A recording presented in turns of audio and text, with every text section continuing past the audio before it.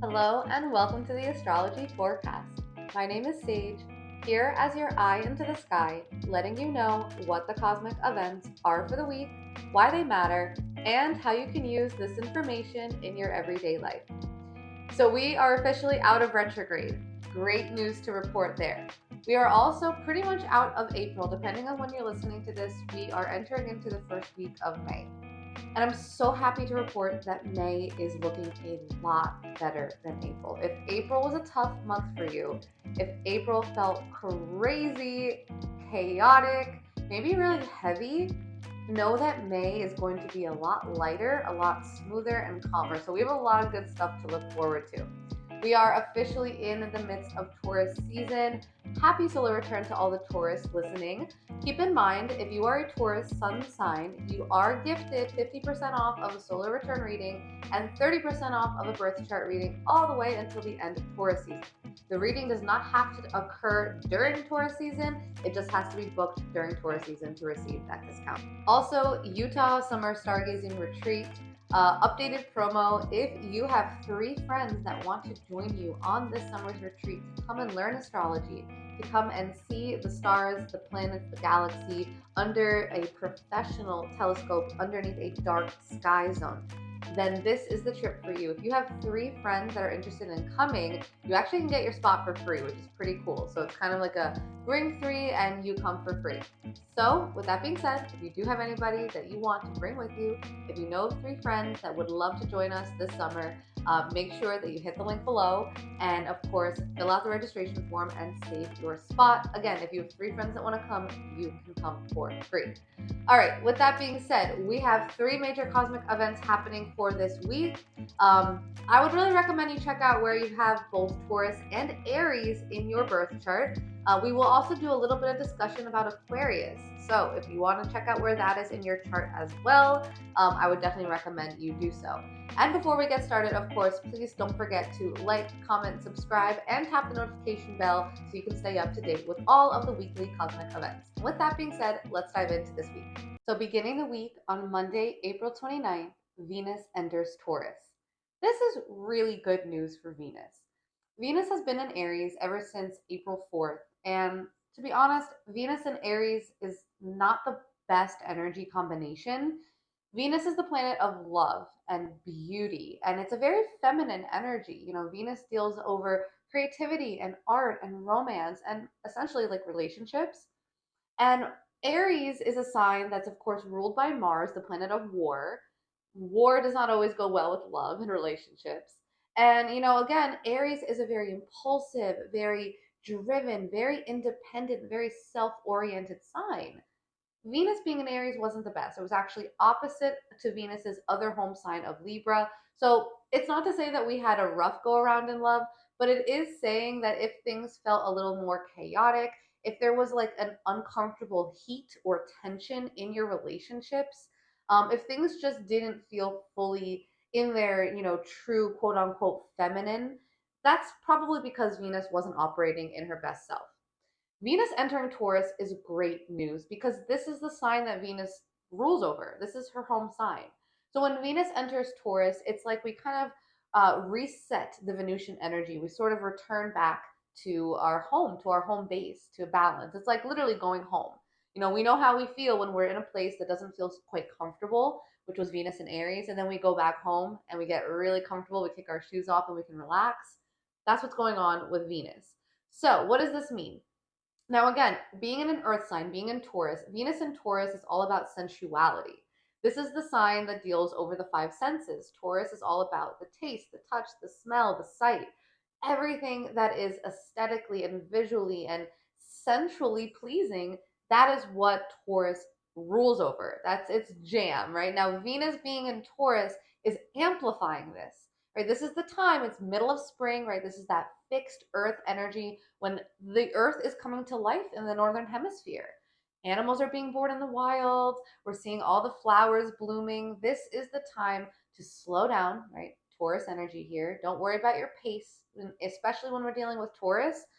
Your pace is your pace. Don't feel rushed. Don't feel the need to hurry up. Now that Venus is entering into Taurus, even more so, this is the time to slow down and really smell the flowers, right? That's really the Venus and Taurus motto, so to speak. What's nice about this is the fact that we are also in the midst of Taurus season, which means the sun is in Taurus. The fact that the sun is in Taurus means that it's being ruled by Venus, because Venus rules Taurus, and Venus is also in Taurus. So this is really, really good for the sun and for Venus, which is great for our vitality, our creativity, and our relationships. All of this is really positive. Now, when Venus first enters into Taurus, there is going to be a little bit of tension formed with Pluto in Aquarius. This is why I recommend checking out where you've got Aquarius in your chart. We are actually going to touch on Pluto in Aquarius towards the end of this episode, forecast, whatever you want to call it for the week, because of the fact that Pluto will actually be going retrograde towards the end of this week, which is pretty momentous. Now, again, when Venus first enters into Taurus, this connection with Pluto can create some deepening of relationships. That's the first way we can really see this manifest. That can be really good, right? We can feel a sense of connectedness on a much more, not even always subconscious, but even unconscious level. See, Pluto is the planet of power and control, but it's also named after the god of the underworld. So Pluto deals with a lot of the stuff that lives beneath the surface. This is again why Pluto is the modern day planetary ruler of Scorpio, the sign of going beneath the surface, right? So that's what Pluto is all about. Pluto is that undercurrent. And so when we have this connection, this tense energy being formed between the planet of love and this planet of power and control and intensity, we can see a depth of relationships being taken on here that really goes and permeates beyond conscious thinking and even rational thinking. Although we are dealing with an earth energy, which can provide a bit more stable energy, a little bit more stability and foundation, which is great. Um, this can also result in a lot of powerful connections, a lot of powerful relationships, either being formed or just more themes of power in the relationship. Now, in a negative sense, negative, right? This can result in like control, maybe even some sort of manipulation of resources, especially being in Taurus. We could see that. This could even result in jealousy in relationships. So just be aware. Now, this is only until basically next Sunday. So this is truly just for this week up until May 5th that we might feel this added depth, power, and intensity to the way that Venus is operating in Taurus. I would recommend you check out where Taurus is in your birth chart. That's going to give you a huge amount of information and insight into where Venus is showing up for you. Bonus points if you are a Taurus rising. I love my Taurus risings out there. This is a great time for Taurus rising. If you're listening right now and you know a Taurus rising, or maybe you are one, but if you don't have that in your chart and you know somebody that has it, send this video to them. Because when Venus enters Taurus, it's essentially entering the first house of all Taurus risings, which means that beauty, aesthetic, and that feminine energy that just makes us feel so beautiful, so visually appealing, and just in tune with that more feminine energy. That's what we're feeling when Venus is in Taurus, especially if you're a Taurus rising. I always recommend when Venus is in your first house, go take some pictures, go revamp your wardrobe, go feel beautiful, whatever that looks like for you, whether that be in the aesthetic or not, it's up to you. But really embrace this time. It's a really great time for just feeling beautiful in any way, shape, or form. Now, a couple of ways that we can work with Venus in Taurus. Again, this is great for grounding our relationships. If you've been in a relationship, maybe you started one, maybe there was either a starting of a relationship or maybe just kind of a relationship resparking during both the retrograde and Venus being in Aries, a very sparking, hot, let's get things started type of energy. This is now the time when things slow down and become more real, more practical, and more grounded. So it's really, really great for creating a sense of stability in relationships. We're sort of grounding into love, which can be essential when building something long term. So again, this is like moving out of the fling stage of things. We're not just, kind of casually hooking up or dating. We're sort of moving into like, well, what does this look like for real? And what can we build out of this? Like, what can be created from what we have started here? How can we, root into this and create some steady foundation beneath us? That's really what Venus in Taurus really supports. This can be, again, in a new relationship, in a current, maybe, relationship you've been in for a while. This doesn't even have to be romantic, you guys. This can be platonic. This can be friends. Again, knowing where Taurus is in your chart is essential, because this might show up in a way that's completely different than what we think when we think of Venus and we think of love. For example, I'm a Leo rising. So if you're a Leo rising, this is actually in your house of career, which is, again, maybe looking at how you can create more stability in your career. What I love about Venus is also a planet that can bring good things like money, like things of value. That's what Venus is. It's the planet of value. And so whenever Venus shows up in a certain area of our chart, we can also expect maybe more income or something of value to come to us. So that is definitely something to look forward to. All right, let's talk about 3 different ways that you can actually work with Venus being in Taurus, no matter where it is in your life, in your chart, and how it's manifesting. These are some basic principles of Venus and Taurus that we can all leverage during this time. The first thing is to get creative. Venus and Taurus, this is like working with your hands. I don't know why, but I always think about pottery when I think of Venus and Taurus, because you're kind of creating something, but you're doing it in a very earthy type of way, right? You're, rolling up your sleeves, you're using your hands, you're working with the elements. This is kind of reminds me of like digging in the dirt, maybe like planting a garden. Actually, that's a great thing to be doing if you're somebody that loves planting and planting flowers. I was literally just telling Shane that we need to repot some of our plants. This is a great time to do it. In fact, maybe I'll wait until after Monday hits, because Venus and Taurus is a great time to take care of your plants, to get creative. If you have a creative project you've been working on, maybe kind of dive in deeper to it, see how you can really make it even more real. And yeah, this can relate to either things you're working on or even in your romantic and platonic relationships. How can you get more creative there? Maybe in your dating life, how can you add more creative dates and increase that connection in that way? Another way to work with this energy is to establish some more routine and consistency, not only in the area of your chart that's ruled by Taurus, but also just in your relationships in general, because again, we're dealing with Venus. So establishing some routine, some consistency, something that you can rely upon. Taurus is a fixed energy. It's all about something that you can fall back on, right? It's fixed, it's consistent, it's dependable. And creating that sense of dependability in your relationships, that is essential. This is a great time to do so. Last but not least, indulging in earthly pleasures. Now, this can take on a variety of forms. This can be good food, good wine, good company, good conversation. This can simply be purchasing a perfume that feels really good, that you can enjoy putting on and smelling yourself all day. Again, anything that smells good, anything that looks good, anything that tastes good. Venus in Taurus, take that bubble bath, slow down, smell the roses, maybe light a candle, maybe give your partner a massage or receive one. Again, anything that is sensual, anything that is basically, enticing the senses.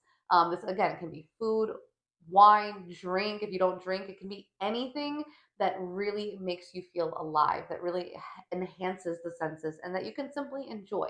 Give yourself a self-care day, a spa day, whatever that looks like for you. Just really give yourself that time, because that's really what Taurus is all about.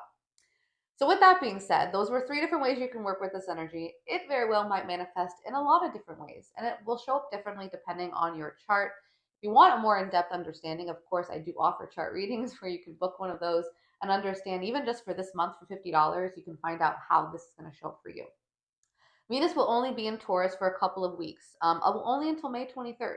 So we don't have too much time, only about a month, a little less, to really appreciate this energy of Venus being in her home sign. So moving ahead to Tuesday, April 30th, Mars enters Aries. This is like a second follow up to already really great news. Venus is entering into her home sign on Monday, and then Mars enters into his home sign on Tuesday. You can't get much better than that. Talk about a really good balance and alignment of both the masculine and the feminine, which these 2 planetary energies represent. This is excellent. Now, Mars has been in Pisces ever since March 22nd. Mars in Pisces was great for taking action on our intuition, on our emotion, but it also kind of bogged down the planet of action. It's kind of like trying to swim with a weighted vest on, or even trying to run underwater. It's almost very impossible to run as quickly as you would normally underwater. So Mars in Pisces did kind of slow us down. It did force us to reflect, to basically go a little bit more deep than we typically do, but it's not totally in alignment for what Mars, the planet of action, motivation, and our physical energy, really is here for, right? So keep in mind, Mars is what governs over our ability to get up and get it done, to take action, to reach our goals, to go and do the workout, that we don't always want to do, to go for the walk, and don't do the thing that makes us feel comfortable, but do the thing that helps us to get ahead. That's really what Mars is all about.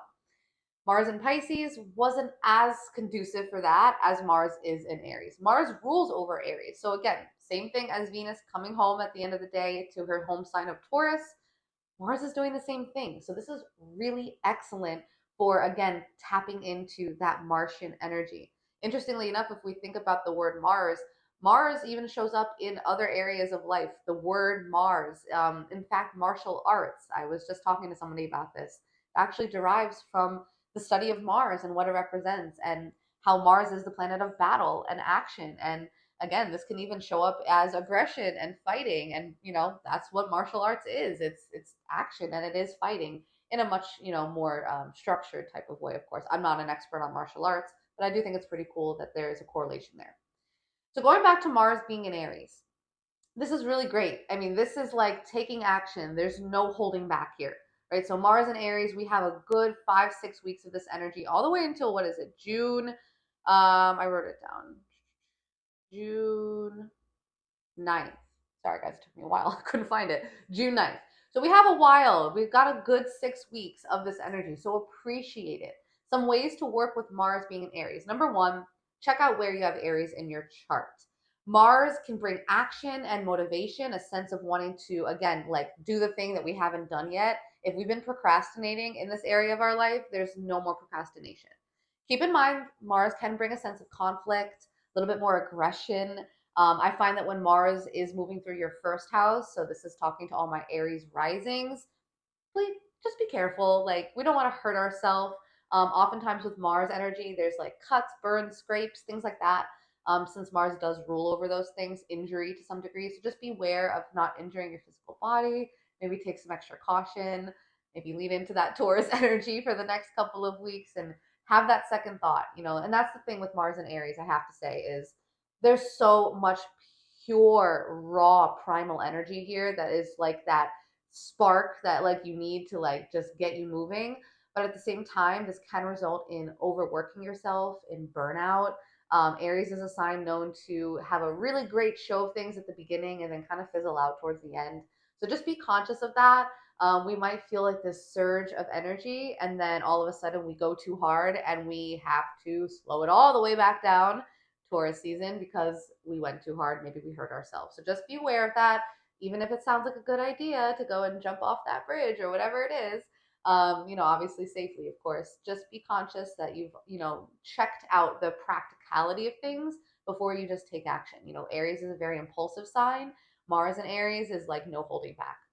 So to start with, let's talk about ways you can work with this energy. First thing is tap into your masculine energy. It's excellent that Venus is basically in full alignment with the feminine energy, and Mars is in full alignment with the masculine energy. Again, Aries is the first sign, number one. Taurus is the second sign, number two. So we truly have this embodiment of the masculine and the feminine, right? This is what this represents. I'm not going to get into the depths of why, but I'm sure those of you that know why that is. So second is do the thing that scares you. Mars in Aries is fearless. This is courage in its most basic primal form, right? Aries is the first sign of the zodiac. It's not afraid to be the first one to go do something that most of us are like waiting in the background, waiting to see how it goes.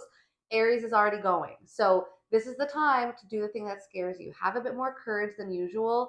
It will pay off in the long run, and you'll be so proud of yourself looking back. And then last but not least is just honestly go for it. Go for your goals. Mars in Aries is no holding back. It's that go, go, go energy, which of course, as we know, can get us tripped up if we don't go about it the right way, right? We don't want to hurt ourselves while we go, go, go. But at the same time, don't sleep on yourself. Don't sleep on your goals during this time. Hustle, get to the bag, do what needs to be done.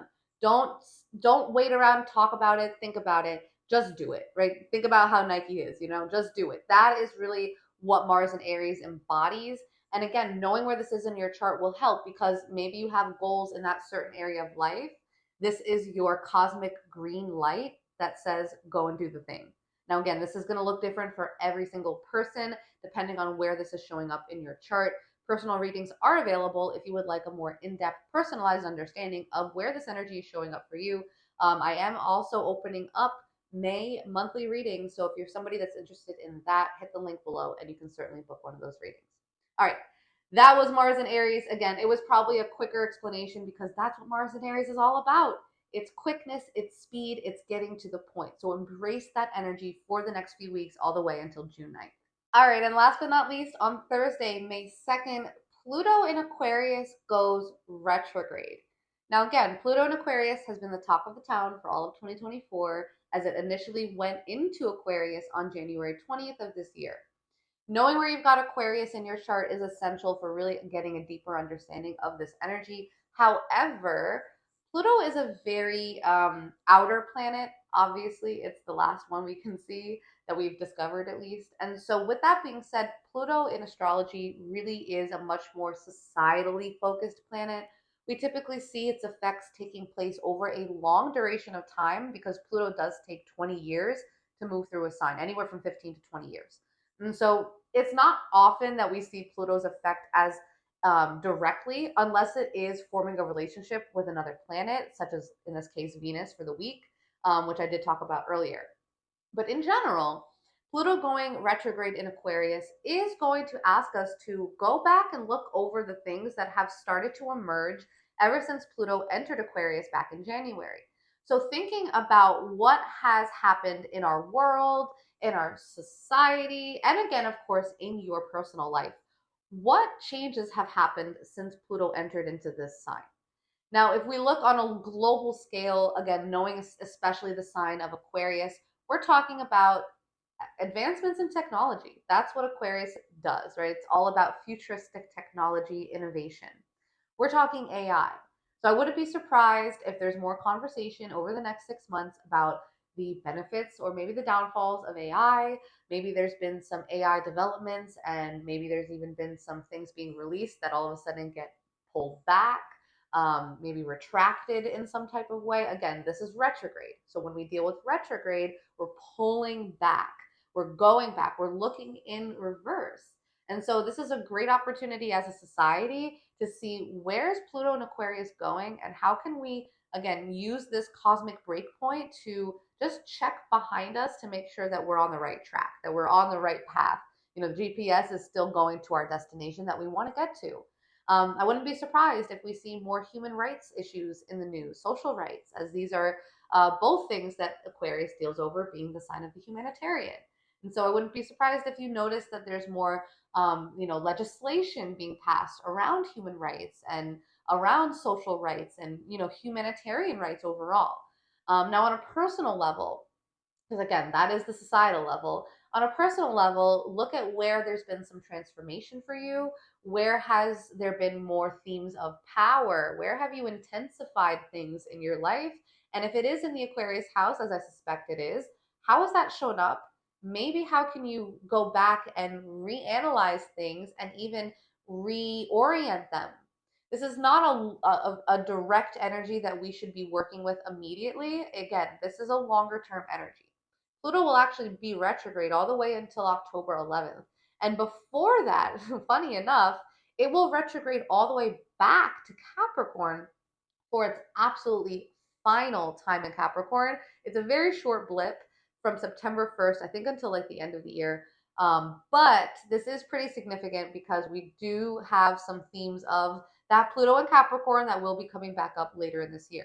But for now, know that Pluto going retrograde will bring up some stuff that might have happened since January, both in our world as well as in our personal life. So just take note of where this is showing up for you and how this retrograde on a very subtle yet very intensely powerful level. I always think about this like an undercurrent, right? It's happening beneath the scenes, beneath the surface.